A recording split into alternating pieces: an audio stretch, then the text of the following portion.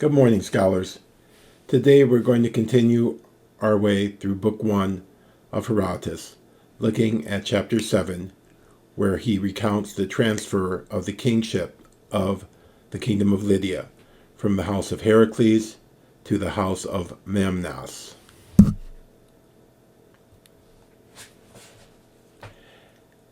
He de hegemoniae huto perielte eusa Herakleideon est to genos to Croesus kaleomenus de Mermnas.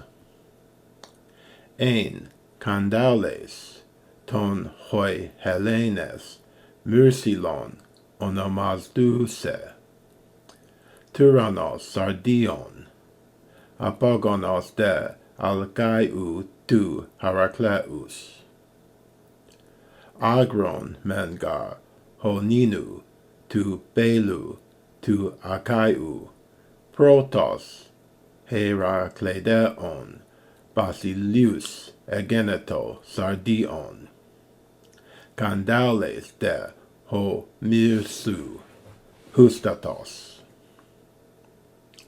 Hoide proteron agonos basileusantes tautes tes chores esan apogonoi lidu tu adaios ap hoteu hodemos lidios ekleite hopashutos proteron me ion kaleomenos paratuton Heracleidae epitraptentes escontenarchen ec deopropiu ec dules de tes Iardanu gegonontes kai Herakleos arxantes men ebe duo te kai ecosi geneas andron etea pente te kai pentacosia pais parapatros ec de comenos ten archen mecri candaulo tu mirsu.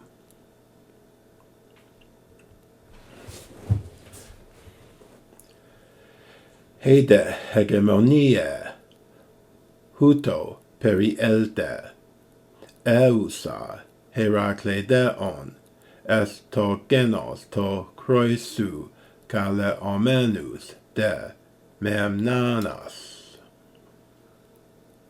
So hegemoniae is the kingship of a ruling dynasty, dynasty. Huto here has a strong forward-pointing sense of in the following manner, and perierkomai is found in its second aorist form perielte. So the kingship devolved to X in the following manner. So perierkomai s with the accusative to devolve to, so it's going to devolve s to genos to Croesus. So genos here means, of course, the family or the house of Croesus. Kaleomenus de Mermnas. And Mermnas, accusative plural, this is the dynasty of hawks, otherwise the descendants of Mermnas, although Mermnas is not a name that's found in the records. So it is considered that this derives from the Greek word for hawk, which would have been perhaps a cult object of the lineage, the house involved. So, hede hegemoniae huto perielte eusa Herakleideon est to genos to Croesus kaleomenus de Mermnas. Now you might notice that as I've represented this sentence here, I've removed the punctuation that the editors supply, and I think it actually becomes clearer without the punctuation.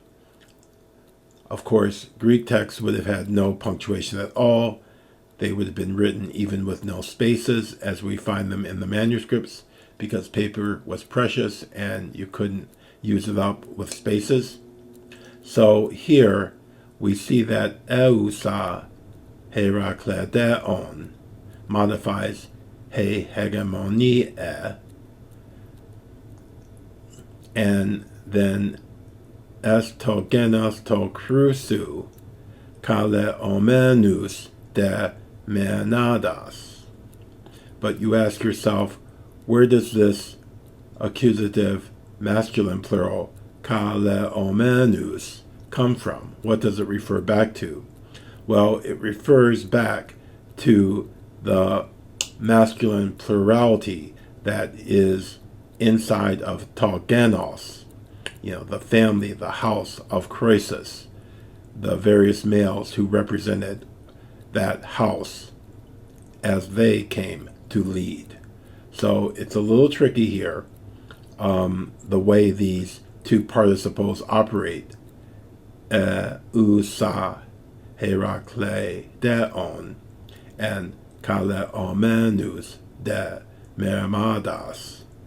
But I think that without the punctuation, it actually becomes somewhat clearer.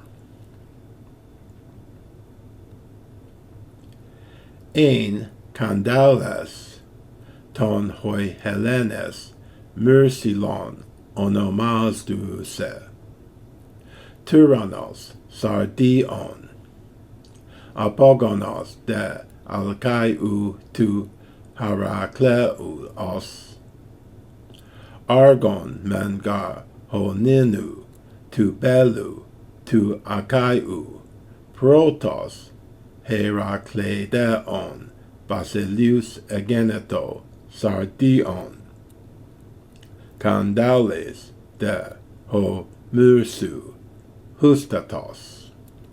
Now, hustatos means the last, so he's telling us that these are the people who ruled, and we can see this displayed clearly in this chart that Sherry presents on page 32. This is his figure 1.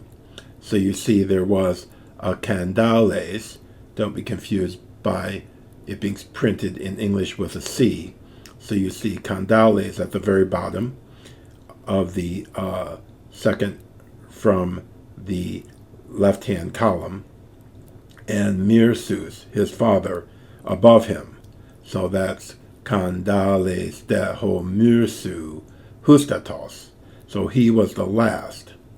But before him, you had the fact that Kandales, so ein Kandales ton ho Helenes myrsilon onomazdouse. So oftentimes Herodotus will report that the Greeks call someone X, whereas natively he's known as Y. So Kandales was the Lydian name, the name the Lydians gave to him, but the Greeks, for some reason, called him Myrsilon. Now, he was the leader, tyrannos, it doesn't have a negative connotation, the leader of the people of Sardis, and he was apogonos, a descendant of, and then so here we get these genitives, alkaiou tu Heracleus. So if we look at Heracles at the top of our chart, we see Heracles is there, and his son was this Alcaius. And so apogonos de alkaiou tu Heracleus. And then he goes on to explain agron mangar honinu hobelu tu akaiou protos Herakledeon Basileus egeneto sardion. So if you look at the from Alcaius. Beneath him, as son, you have Belus. Beneath him, to the left, you have Ninus. And then in the second column, you have Agron. So these are the descendants of Heracles who rule one after another. So this chart of Ashiri is quite helpful in unpacking what we're being told here.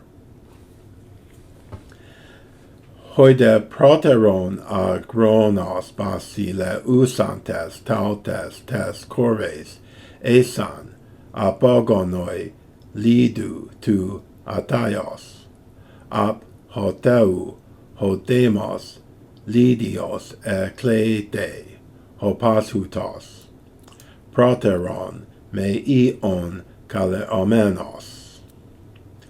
So here demos refers to the people as opposed to their king, and Lydios is Lydian, and Eklete from Kaleo, they were called, they were named. So Aphoteu from this guy, Lydos, they were called Lydians, but previously, Proteron me ion kaleomenos. Previously, they had been called Myonians, and so Myonians is found in Homer, as in line 10, book 10, line 431. Kai pruges hippomakoi kai meiones hippokorustai. So, hoi de proteron agonos basileusantes, those ruling this land before Agon were apogonoi lidu to Ataius of Lydos, the son of Atais, aphoteu hodemos ludios eklete hopashutos proteron me ion kaleomenos. Paratuton Heracledae epitropdentes escontain arcane ec diopropiu ec dules tes hardanu gegonontes kai Heracleos. So epitropdentes is an aorist passive participle, modifying the Heracleidae, the sons of Heracles, the descendants of Heracles, and its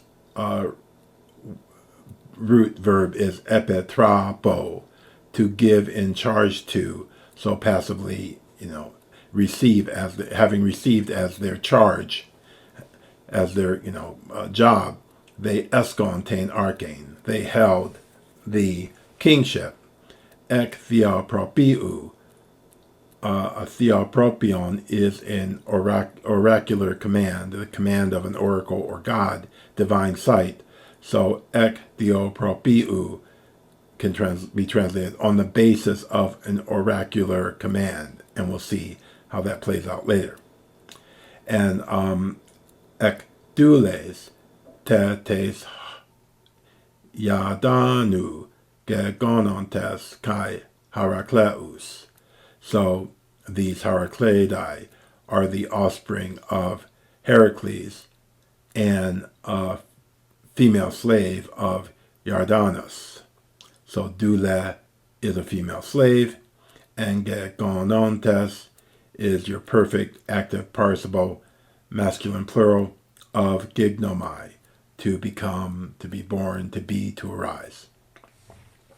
So paratuton Heracleidae epitropdentes escontain arcane ek diopropiu ek dules tes Yardanu gegonontes kai Heracleos.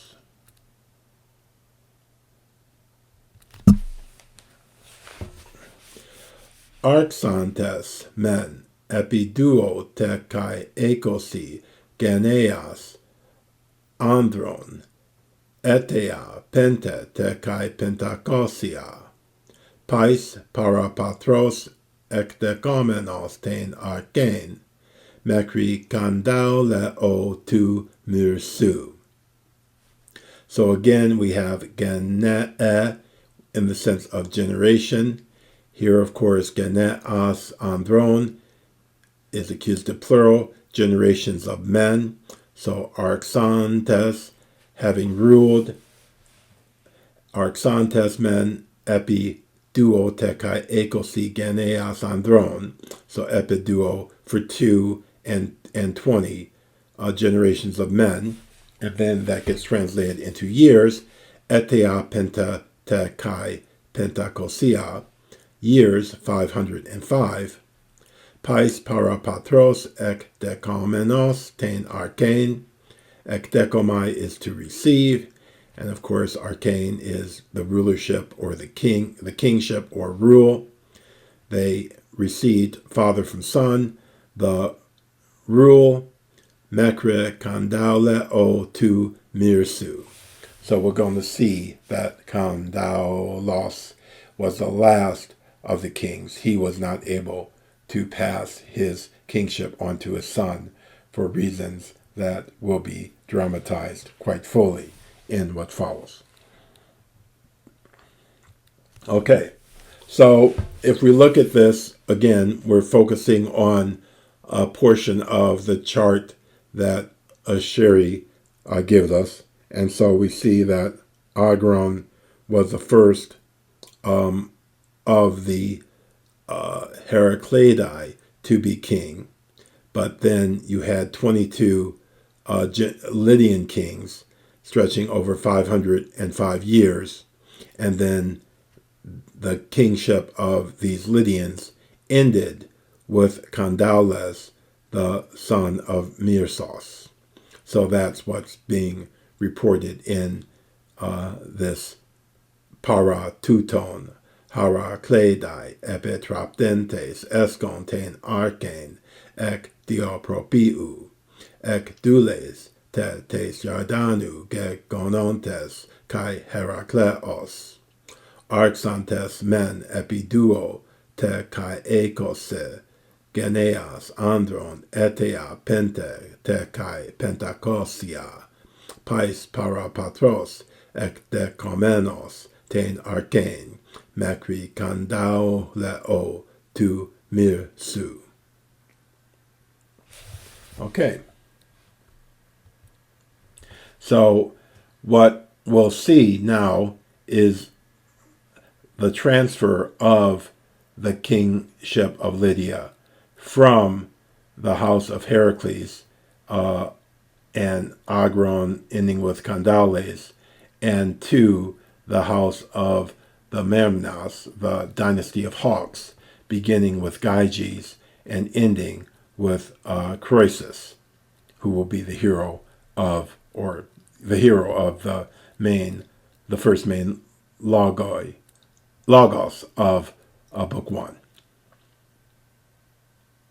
Okay, so you ask yourself, how is it that Gyges is going to end up taking the reign from Kandaules?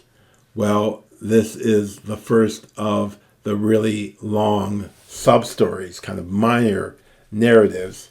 I mentioned in my generalized talk that someone had referred to Herodotus as the first novelist. Well, the story that we're going to be dealing with for about the next 7 or 8 lectures is the long account of exactly how you have this bedroom drama that plays out in the royal household, and Kandaules, because of his foolishness, ends up losing his kingship to Gyges, who had been his bodyguard. Okay, so very exciting stuff coming. Fasten your seatbelts and enjoy. I'll see you again soon. Bye-bye.